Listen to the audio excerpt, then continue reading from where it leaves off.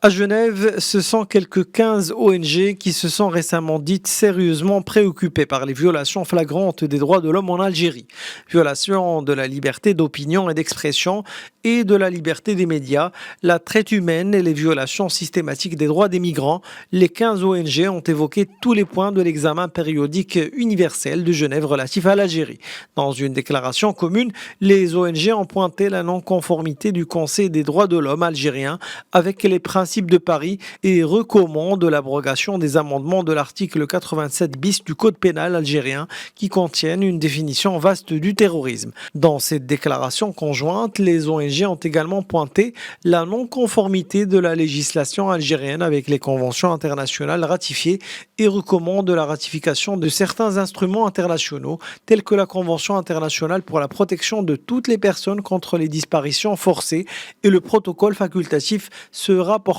à la Convention contre la torture. La quinzaine d'ONG composée d'experts en droits de l'homme et universitaires dénonce en outre l'enrôlement des enfants dans les camps de Tindouf et souligne la nécessité de coopérer avec le représentant spécial du secrétaire général de l'ONU pour le sort des enfants en conflit armé tout en condamnant la dévolution des pouvoirs militaires, administratifs et judiciaires au Front Polisario. La déclaration commune fait porter à l'armée algérienne la responsabilité de l'augmentation des violations graves des droits de l'homme dans les camps de Tindouf. Les ONG suivent notamment avec inquiétude les représailles que subissent les 250 détenus d'opinion accusés de terrorisme en Algérie. Enfin, ces ONG appellent le Haut Commissariat aux réfugiés de l'ONU à veiller au respect du caractère civil des camps de Tindouf et à veiller au recensement de la population et invitent le Haut Commissariat aux droits de l'homme de l'ONU à instaurer des programmes de réhabilitation en faveur des enfants soldats dans les camps de Tindouf et à les faire bénéficier de mesures spécifiques de protection